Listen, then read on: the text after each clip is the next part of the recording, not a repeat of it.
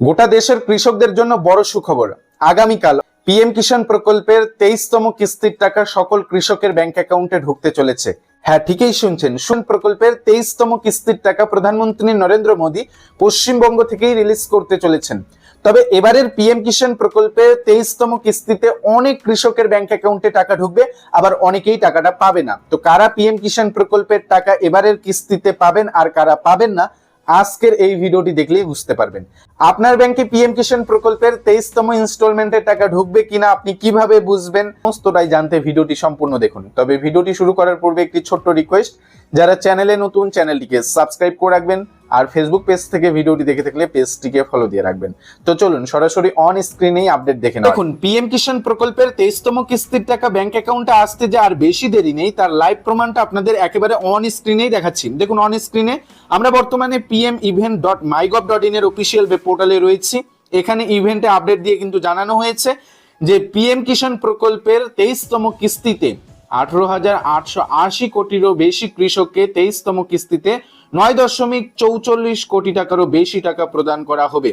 এখানে আপনারা যদি দেখেন, এখানে কিন্তু স্পষ্ট করে আপডেটে বলা হয়েছে যে 23তম কিস্তির টাকা 20 জুন 2026। আর এখানে আপনারা টাইমটিও দেখতে পাচ্ছেন, 3:45 PM নাগাদ এই টাকা রিলিজ করবেন প্রধানমন্ত্রী নরেন্দ্র মোদী রিমোটের বোতাম প্রেস করে।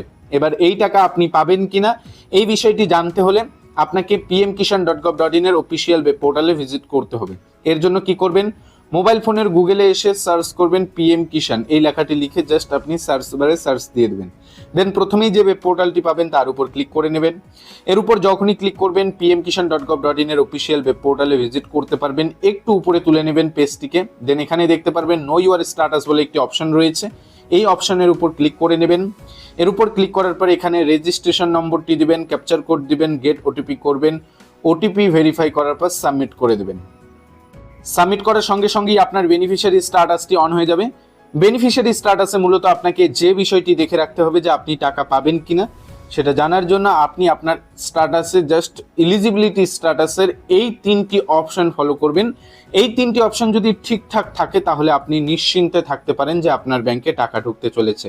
পিএম কিষাণ প্রকল্পে যে 23তম কিস্তির টাকা আপনার ব্যাংক অ্যাকাউন্টে আসবে কিনা সেই বিষয়টি জানতে হলে আপনাকে এলিজিবিলিটি স্ট্যাটাসের এই 3টি option, land seeding status yes, eKYC status yes, Aadhaar bank account seeding status yes, এই 3টি অপশনেই টিকমার্ক থাকতে হবে, তবেই মিলবে পিএম কিষাণ প্রকল্পের 23তম কিস্তির টাকা, নচেত আপনার ব্যাংকে টাকা আসতে সমস্যা হতে পারে। তো আজকের এই ভিডিওতে আপনাদের এটাই আপডেট জানানো ছিল যে আগামীকাল অর্থাৎ 20 তারিখ নাগাদ, 20 জুন 2026 আপনাদের ব্যাংকে পিএম কিষাণ প্রকল্পের 23তম কিস্তির টাকা সরাসরি ক্রেডিট হতে চলেছে।